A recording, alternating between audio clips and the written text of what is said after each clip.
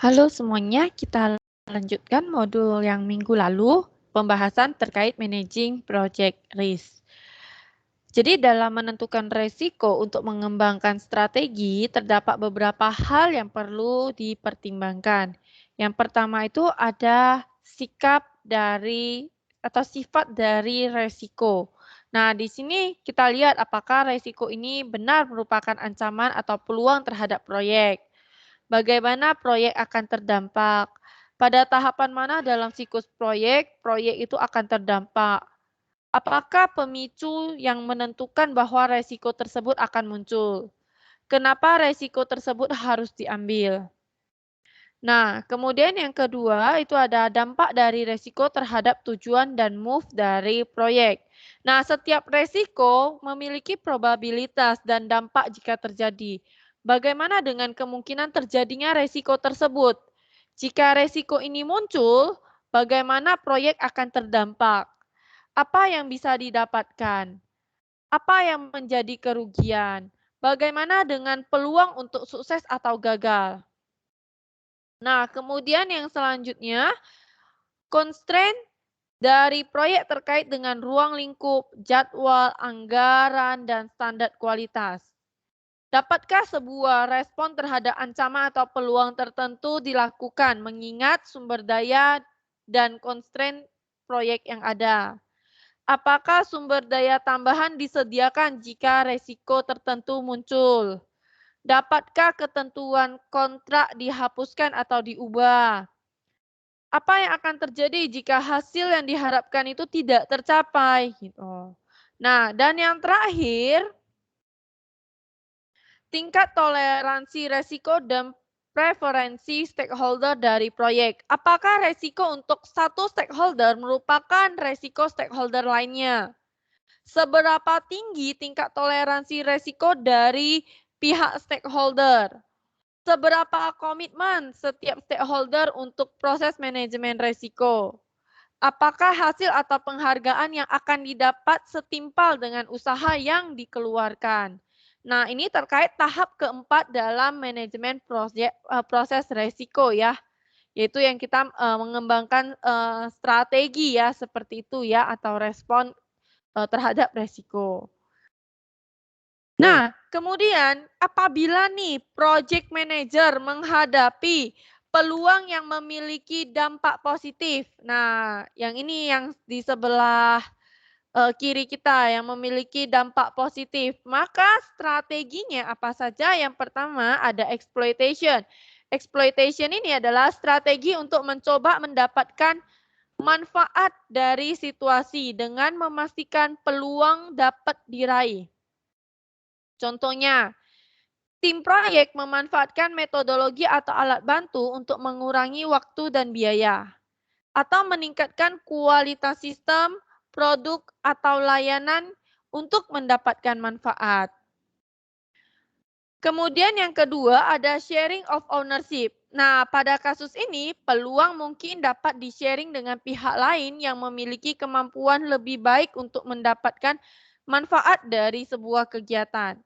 Dapat berupa partnership atau joint venture dengan vendor ataupun customer sehingga semua yang terlibat akan mendapatkan manfaat atau kerjasama. Jadi manfaat dari kerjasama ini didapatkan seluruh partnership-nya atau joint venture-nya. Nah, kemudian ada enhancement. Strategi yang ini difokuskan untuk meningkatkan probabilitas dan atau dampak ya dari sebuah peluang. Misalnya dengan menggunakan sumber daya manusia yang ahli dan berpengalaman sehingga pekerjaan yang dilakukan itu dapat lebih berkualitas dan dapat diselesaikan lebih awal dari jadwal yang ditetapkan. Kemudian ada acceptance. Acceptance ini hal ini membutuhkan project manager dan tim proyek untuk berpikiran dan berpandangan lebih terbuka sehingga bisa mendapatkan peluang yang muncul tanpa perlu secara aktif mengejar peluang. Nah, kemudian apabila proyek manager menghadapi dampak ancaman ya yang memiliki dampak negatif terhadap tujuan proyek. Nah, kita lihat di sebelah sisi kanan. Nah, ada beberapa strategi ya. Kalau yang tadi sisi sebelah kiri itu adalah yang positif, yang sisi sebelah kanan dampak negatifnya. Yang pertama, acceptance or ignore. Nah, hal ini merupakan pendekatan pasif untuk merespon resiko. Stakeholder proyek itu dapat berharap semoga resiko tidak terjadi. Kemudian ada manajemen reserve. Ini cadangan yang dikendalikan oleh manajer senior ya. Cadangan ini biasanya tidak diikutkan ke dalam budget proyek, tetapi tetap disediakan sebagai persiapan ya untuk menangani kejadian yang tidak terduga. Kemudian ada contingency reserve. Ini cadangan yang dikendalikan oleh project manager ketika resiko tertentu muncul. Cadangan ini biasa dimasukkan ke dalam anggaran proyek. Kemudian ada contingency plan. Contingency plan ini biasanya sering juga disebut sebagai rencana cadangan. Nah, rencana ini dapat dimulai ketika resiko tertentu muncul. Kemudian ada avoidance. Nah, avoidance ini, strategi ini dia fokus kepada mengambil langkah untuk menghindari resiko. Nah, ini pendekatan aktif yang dilakukan untuk mengeliminasi atau mencegah kemungkinan terjadinya ancaman. Kemudian ada mitigate. Mitigate itu artinya mengurangi ya. Jadi strategi ini ditujukan untuk mengurangi kemungkinan atau dampak dari sebuah resiko jika muncul. Dan yang terakhir, transfer. Nah, strategi ini fokus mentransfer resiko ke pihak lain. Dapat berbentuk membeli asuransi atau subkontrak kepada pihak lain untuk mengerjakan pekerjaan tertentu dari proyek di mana pihak tersebut lebih berpengalaman dan ahli pada bidang terkait. Nah, tentu saja hal ini membutuhkan biaya tambahan untuk proyek. Nah, ketika ini tahap yang kelima ya, kelima dari manajemen resiko ya, monitor and control risk. Nah, ketika risk plan itu sudah dibuat, nah setiap pemicu itu harus dimonitor secara berkelangsungan ya, untuk menjaga dia tetap terkendali.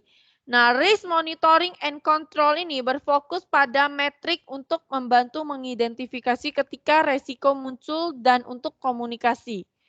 Beberapa alat bantunya, yang pertama itu ada risk audit. Nah, audit itu harus fokus untuk kita memastikan bahwa project manager dan tim telah melaksanakan pekerjaan dengan baik dalam mengidentifikasi dan menganalisis resiko proyek, serta memastikan bahwa prosedur dan proses telah dilakukan dengan tepat. Risk audit ini harus dilakukan oleh orang dari luar tim proyek untuk mendapatkan perspektif baru. Nah, kemudian ada risk review. Risk review ini dilakukan oleh internal proyek. Nah, dilakukan sepanjang siklus hidup proyek secara terjadwal dan periodik. Review ini merupakan bagian dari setiap rapat tim proyek dan dapat menjadi siklus pembelajaran untuk seluruh tim proyek. Yang terakhir, risk status meeting and report itu adalah sistem monitoring dan controlling tentu harus menyediakan sistem komunikasi formal untuk melakukan monitoring dan controlling terhadap resiko. Nah, hal ini meliputi rapat dan laporan, seperti itu. Oke, nah kemudian yang step ke-6 ya, step terakhir itu kan respon dan evaluasi resiko ya, tahap yang terakhir. Nah, sebagaimana yang udah kita jelaskan sebelumnya bahwa melalui meeting, dalam monitoring dan controlling itu akan didapatkan pembelajaran. Yang akhirnya jika dilakukan terus-menerus tentu menjadi sebuah best practice ya dalam melakukan pekerjaan dalam sebuah proyek tertentu. Nah, dengan pembelajaran yang didapatkan dan best practice tersebut, maka kita akan terbantu dalam hal peningkatan pemahaman terhadap resiko proyek TI secara umum. Memahami informasi yang tersedia untuk mengelola resiko dan untuk pengambilan keputusan yang memiliki keterkaitan dengan resiko. Memahami bagaimana dan mengapa keputusan tertentu harus dibuat.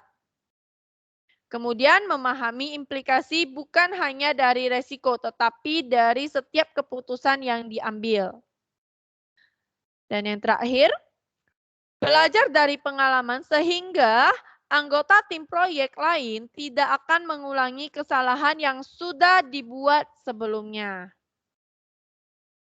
Nah, demikian terkait modul kali ini tentang managing project risk. Nah, untuk tugas 8-nya kita diminta mengidentifikasi apa saja resiko yang mungkin terjadi menggunakan teknik dan strategi yang sudah tersedia yang kita bahas dari step 1 hingga step 6.